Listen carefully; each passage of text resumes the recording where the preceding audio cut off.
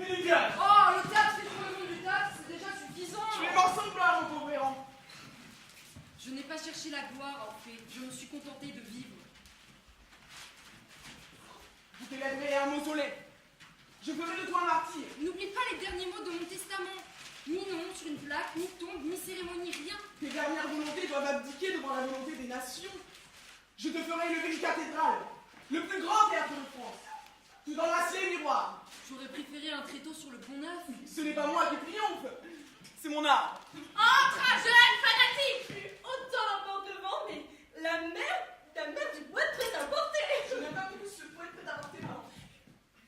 Dans le théâtre bourgeois, réaliste, psychologique, le personnage croit qu'il parle par lui-même.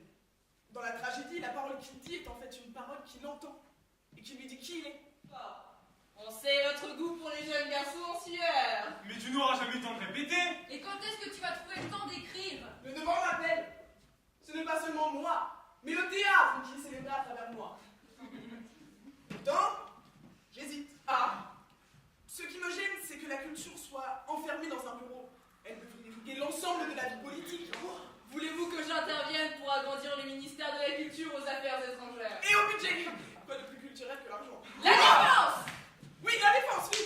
Je vais parler au président! C'est une révolution que nous voulons, je suis bouleversée! Oh, laissez-moi faire, je connais bien sa sœur! Tu crois qu'avec toutes ces responsabilités, tu pourras encore faire du théâtre? Retournez sur votre étau minable. Retournez à Trois-Ronds. Et laissez-moi œuvrer dans l'amitié de l'histoire. Ai-je besoin de vous? Je n'interprète pas, moi. J'incarne. Restez au stade symbolique, dans votre petit confort intellectuel.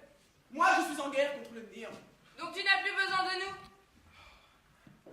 Vous m'encombrez. Vous me faites perdre du temps. Vous voulez répéter une pièce qui est déjà un triomphe. Vous avez 3 combats de retard sur le réel. Bien, débrouille-toi sans nous. Nous reprenons nos morts et notre lyrisme. Nous allons au vaudeville, voir si la métaphysique y est.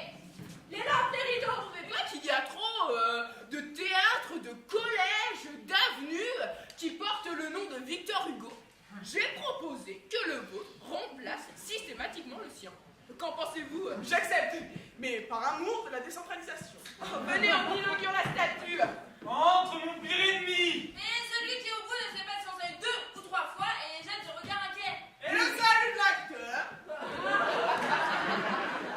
qui n'a pas le rôle au 3e acte, quand le temps passe au bistrot,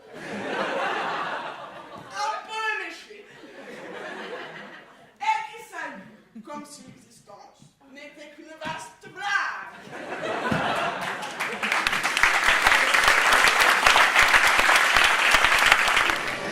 Tout ça n'est pas fait pour une jeune fille. N'est pas fait pour ses oreilles, pour ses yeux. Je suis rentrée de la guerre infirme. J'étais blessée d'un éclat d'obus dans mon dos. C'était l'hiver, la Volga était couverte de glace. La blessure n'était pas bien importante, mais je me suis retrouvée projetée assez loin, dans un congère. Le temps qu'on me retrouve, mes jambes allégées. J'étais complètement ensevelie. Mais comme je respirais, il s'était formé un trou dans la neige, une sorte de tube. Ce sont des chiens qui m'ont découvert. Ils ont creusé dans le tas de neige et ont rapporté ma chapka des brancards. Dans la chapka, j'avais cousu mon passeport de la mort. Tout le monde en a bien sûr. On y indiquait quel parent prévenir, à quelle adresse écrire au cas de décès. On m'a dégagé et allongé sur un brancard. La police était toute imbibée de ça.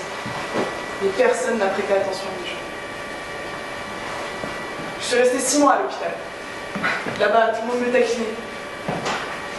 Ma vieille grand-mère, voici ma vieille grand-mère. Parce que lorsque le directeur de l'hôpital m'avait vu pour la première fois, il m'avait demandé quel âge as-tu? Et je lui avais répondu bien vite, 19 ans, j'aurais bientôt 19 ans. Il avait ri. Oh, que tu es vieille. Ça, c'est du grand âge.